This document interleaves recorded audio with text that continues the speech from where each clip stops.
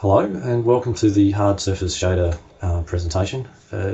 What I'm about to show you in a moment is some of the features, but first up I'll just show you the hard surface shader logo. Now this logo was created using entirely the assets and shaders from the package, and you can see the quality of the result that you get.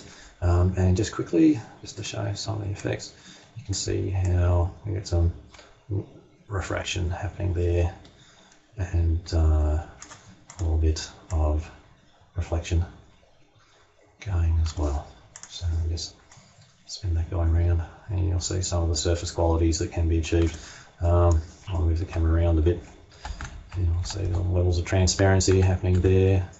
You'll see probably a bit, yeah, there you go, there's a bit of reflection on the brushed aluminium, a bit of refraction through that sphere as well. But anyway, let's move on along to one of the presentation scenes. Okay, here's the main presentation scene. This also comes with the package. From this you can get a good idea of the types of effects that can be created with hard surface shaders. You know, like levels of reflection. See, I'll just move, come up and down there, you can see it reflecting. Dragging across some of the other areas, just dropping back down. Multiple transparent objects with a controlled draw order. Various levels of density in refraction. So here we go. It's a fairly dense object. You might notice how the colours are starting to break up through that object versus this glass here, which has not that much density, and the refraction is a lot less intense because of it. Right, okay, now the way the light works in this shader pack is a little different to normal. It allows you to achieve certain effects which normally are quite difficult, like the way this light is affecting the glass here. So you can see it's lighting up glass, and not only is it just lighting up the glass, but the glass is refracting what's going on behind it and giving you a realistic type of effect for what's happening in a headlight. And in fact, this headlight is modelled pretty much how a real headlight would be. So you've got the reflector in the back and all the reflective surfaces, and then the glass in the front with the various shapes on it to create the refraction effects. Now I'm about to show you a little bit of chromatic aberration. As we look back through this surface, excuse me, here we go, you'll notice that the colours are starting to break up around certain areas. I'll see if I can get that to happen a bit nicer there. Here we go, especially on that smoother surface area, it's quite nice. That is the chromatic aberration. That's a good visual indicator of the density of a material, and that is a nice feature of Pro. Very handy when you're doing things like diamonds.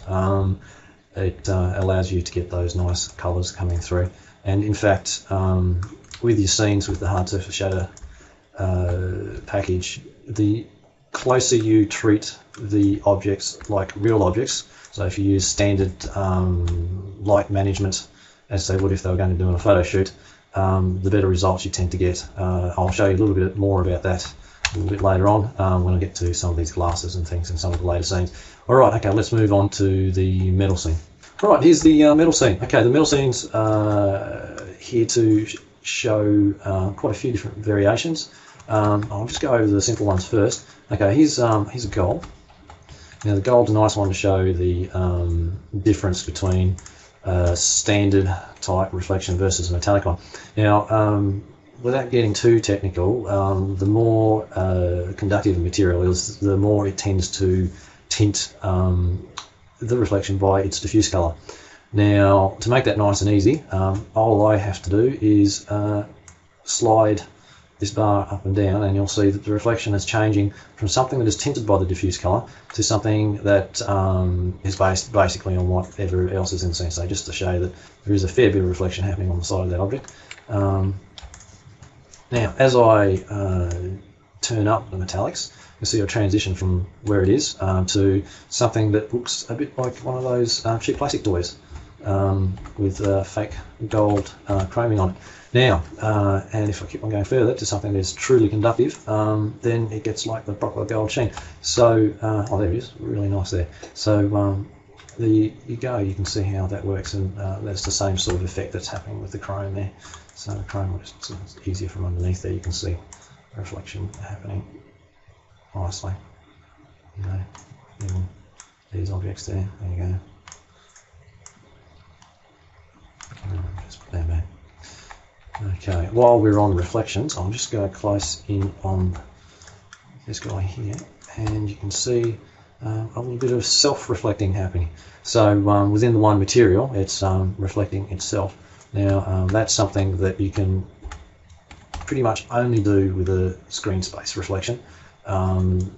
To do that with a cube map is virtually impossible, because you'd have to render a cube map just for the foot, and then a cube map just for this section here and that section there. So you can imagine if you're updating all of those in real time, you could very quickly make your machine come to a halt. Whereas this scene here, considering what's going on and the fact that I'm actually recording at the same time, is running reasonably smoothly.